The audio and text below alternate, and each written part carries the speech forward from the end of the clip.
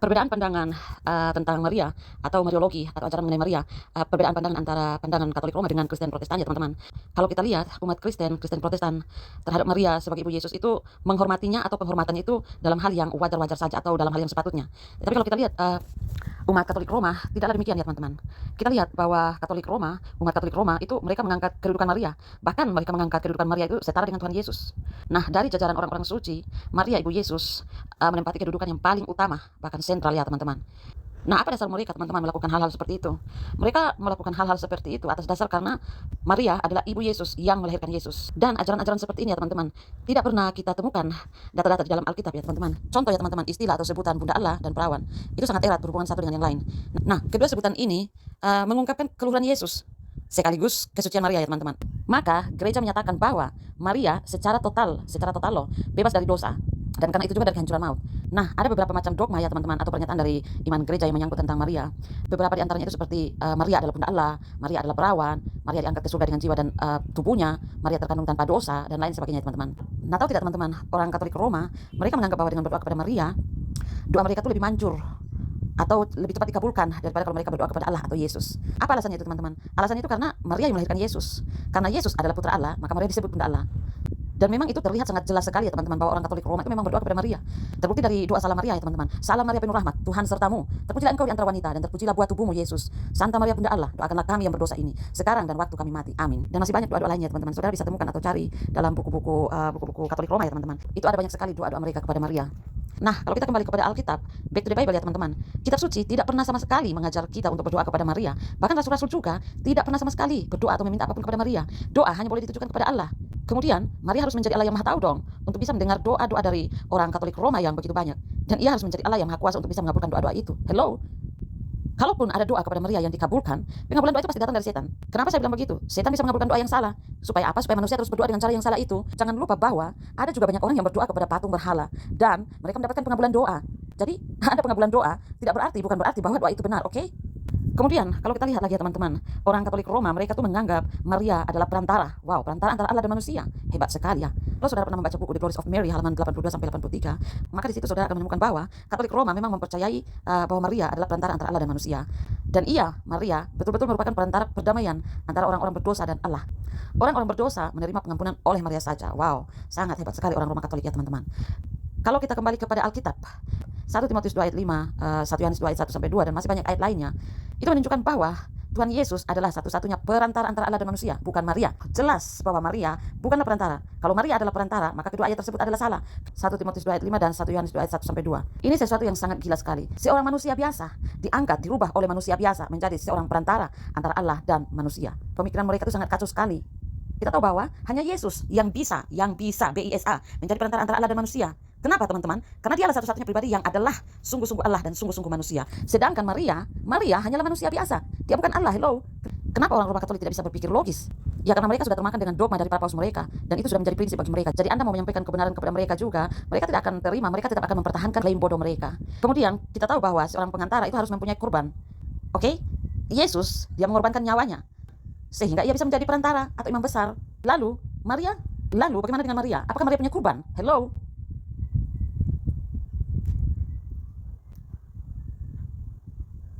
Mereka juga biasa mengatakan seperti ini ya teman-teman. Karena Yesus datang kepada kita melalui Maria, maka kita harus datang kepada Yesus melalui Maria. Maka argumentasi ini bisa kita lanjutkan seperti ini ya teman-teman. Karena Maria datang kepada kita melalui orang tuanya, kita pun harus datang kepada Maria melalui orang tua Maria. Dan karena orang tua Maria datang kepada kita melalui kakek dan nenek Maria, kita pun harus datang kepada orang tua Maria melalui kakek dan nenek Maria. Dan kalau ini diteruskan, maka pada akhirnya untuk datang kepada Yesus, kita harus melalui Adam dan Hawa. dan ini adalah suatu konsekuensi yang pasti tidak akan diterima oleh orang Katolik ya teman-teman. Kemudian kalau kita lihat lagi doktrin Mariologi ya teman-teman, orang Katolik Roma, mereka tuh selalu menganggap Maria sebagai pintu gerbang ke surga atau jalan keselamatan, bahkan sebagai satu-satunya pintu gerbang surga atau jalan keselamatan. Wow, inilah yang namanya heresi ya teman-teman. Kalau teman-teman pernah membaca buku The Glories of Mary halaman 160 ya teman-teman, maka saudara akan melihat di situ bahwa Maria disebut pintu gerbang surga karena tidak seorang pun bisa memasuki kerajaan yang mulia itu tanpa melewati dia. Kemudian jalan keselamatan tidak terbuka bagi siapapun selain melalui Maria. Keselamatan kita ada dalam tangan Maria. Ia yang dilindungi oleh Maria akan selamat. Ia yang tidak dilindungi oleh Maria akan terhilang. Kalau kita kembali lagi ke Alkitab, kita akan melihat bahwa di dalam Alkitab ada banyak sekali ayat ya teman-teman. Ada banyak ayat-ayat di dalam Alkitab yang menunjukkan bahwa Yesus Yesus adalah satu-satunya jalan ke surga, satu-satunya, bukan salah satunya, tapi satu-satunya jalan ke surga, jalan keselamatan. Kalau Maria adalah jalan keselamatan, apalagi kalau Maria adalah satu-satunya jalan keselamatan ya teman-teman, sesuai ajaran mereka, satu-satunya jalan keselamatan, Maria adalah satu-satunya jalan keselamatan, maka ayat-ayat yang ada di dalam Alkitab yang menunjukkan bahwa Yesus adalah satu-satunya jalan ke surga atau jalan keselamatan akan menjadi salah. Kalau memang Maria adalah pintu gerbang ke surga atau jalan keselamatan, pertanyaannya adalah untuk apa Yesus harus datang ke dunia, bahkan ia harus mati di salib. Kalau kita lihat ya teman-teman dalam Galatia 2 ayat 21, yang menyatakan bahwa seandainya ada jalan keselamatan melalui ketaatan pada hukum Taurat, maka kematian Kristus adalah sia-sia. Analoginya begini ya teman-teman, seandainya melalui Maria orang berdosa bisa mendapatkan keselamatan, maka kedatangan dan kematian Kristus juga menjadi sia-sia.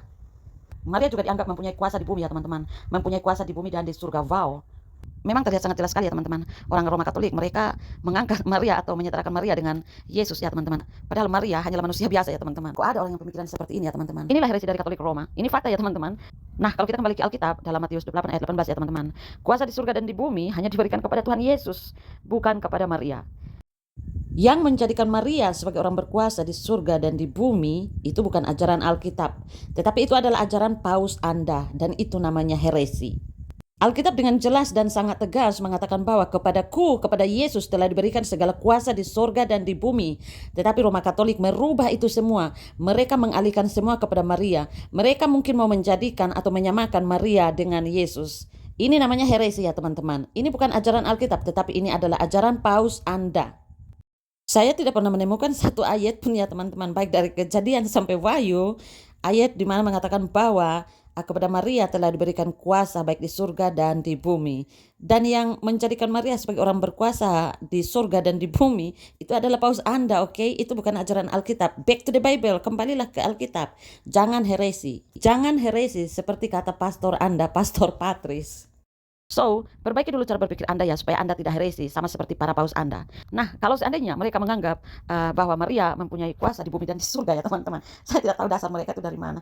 Nah, dengan pemberian kuasa seperti itu kepada Maria, maka akan menjadikan Maria sebagai Allah dong. Ini sesuatu yang sangat konyol sekali ya teman-teman. Di mana akal logika mereka ya teman-teman. Kemudian Maria dijadikan objek penyembahan. Wow. Dan Gereja Katolik Roma menyangkal menyembah Maria ya teman-teman. Tetapi anehnya mereka membedakan 3 macam penyembahan. Penyembahan kepada Allah, ini adalah penyembahan yang paling tertinggi ya teman-teman. Kemudian pemujaan terhadap malaikat atau orang-orang suci. Kemudian pemujaan kepada Maria.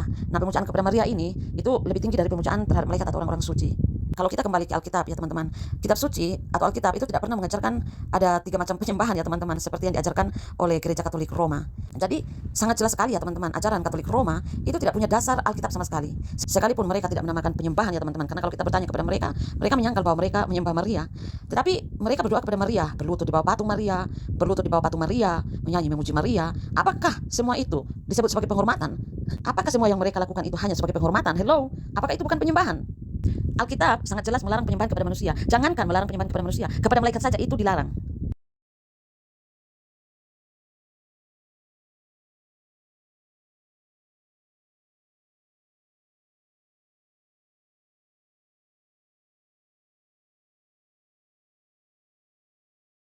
Kalau kita lihat Cornelius ya teman-teman, Cornelius jelas dia bukan menyembah Petrus karena menganggapnya sebagai Allah. Cornelius menyembah Petrus sebagai penghormatan ya teman-teman kepada Petrus sebagai rasul Tuhan. Tetapi Petrus menolak penyembahan itu. Karena sebagai manusia biasa Petrus tidak layak menerima sembah. Dan sembah hanya boleh diberikan kepada Allah. Kalau kita lihat dalam Wahyu pasal 19 ayat 10 ya teman-teman. Dan juga Wahyu pasal 22 ayat 8 sampai 9. Nah, kita lihat di situ, pada waktu Rasul Yohanes menyembah malaikat, rasanya tidak mungkin Yohanes menyembah malaikat itu karena menganggapnya sebagai Allah. Mungkin ia menyembahnya hanya sebagai penghormatan atau sekedar karena takutnya melihat malaikat. Tetapi kita bisa lihat sendiri bukan, malaikat menolak sembah dan mengalihkannya kepada Allah. Nah, malaikat dan Simon Petrus mengalihkan semua kepada Allah. Kalau kita lihat zaman sekarang, manusia mengalihkan semuanya kepada manusia. Katolik Roma mengalihkan itu semua kepada Maria. Petrus dan malaikat mengalihkan penyembahan itu kepada Allah. Tetapi Katolik Roma mengalihkan semua itu kepada Maria. Jadi tirulah teladan Petrus dan juga malaikat. Petrus dan malaikat mereka tahu diri bahwa mereka bukan Tuhan, bahwa mereka tidak layak disembah. Tetapi Katolik Roma mereka tidak tahu diri, mereka mengalihkan penyembahan itu kepada Maria. Petrus dan malaikat mereka masih lebih waras dari orang Roma Katolik. Kemudian di dalam Alkitab ya teman-teman, Alkitab melarang kita yang masih hidup untuk mengadakan kontak dengan orang yang sudah mati ya teman-teman.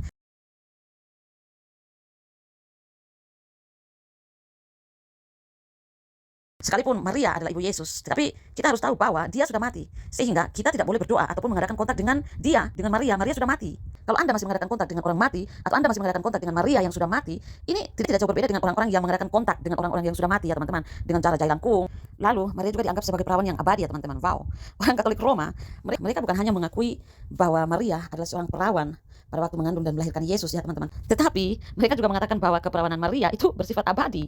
Artinya ya teman-teman, setelah kelahiran Yesus, Yusuf suami Maria tetap tidak pernah berhubungan seks dengan Maria seperti itu. Perawan yang abadi ya teman-teman. Wow, this is really crazy. Nah, kalau kita kembali ke Alkitab, maka kita akan melihat di dalam Matius pasal 1 ayat 24 sampai 25 ya teman-teman. Di situ dikatakan bahwa Yusuf tidak bersetubuh dengan Maria sampai, perhatikan kata sampai Yesus lahir. Sesudah bangun dari tidurnya, Yusuf berbuat seperti yang diperintahkan malaikat Tuhan itu kepadanya. Ia mengambil Maria sebagai istrinya. Yusuf mengambil Maria sebagai istrinya, tetapi tidak bersetubuh dengan Maria sampai Maria melahirkan anaknya laki-laki dan Yusuf menamakan dia Yesus. Perhatikan kata sampai. Dikatakan bahwa Yusuf tidak bersetubuh dengan Maria sampai Yesus lahir. Sekarang pikirkan sendiri, bagaimana Anda memaknai, bagaimana Anda mengartikan kata sampai. Contoh, saya libur sampai tanggal 29 Juli. Maka, bukankah itu berarti bahwa setelah tanggal 29 Juli, saya tidak libur lagi? Jadi, kalau dikatakan bahwa Yusuf tidak bersetubuh dengan Maria sampai Yesus lahir, maka itu berarti bahwa sesudah kelahiran Yesus, mereka berdua, Maria dan Yusuf, hidup sebagai suami istri biasa. Mereka tentu bersetubuh. Setelah Yesus lahir ya teman-teman, keperawanan Maria itu tidak dibutuhkan lagi, tidak lagi perlu dipertahankan. Orang Katolik Roma itu mereka memang memuliakan Maria itu lebih dari seharusnya. Saya hanya mau pesan satu hal saja. Kalau ada mujizat-mujizat yang berhubungan dengan Maria, atau misalnya mendukung ajaran Katolik Roma tentang Maria, misalnya Maria menampakkan diri dan kemudian tiba-tiba mengaku sebagai perawan tanpa dosa dan lain sebagainya, maka sadarlah bahwa mujizat yang bertentangan dengan kitab suci itu pasti datang dari setan. Kitab suci mengatakan bahwa iblis bisa menyamar sebagai malaikat terang. 2 Korintus 11 ayat 14. Karena itu tidak terlalu mengherankan kalau setan bisa menyamar sebagai Maria. Oke, thank you.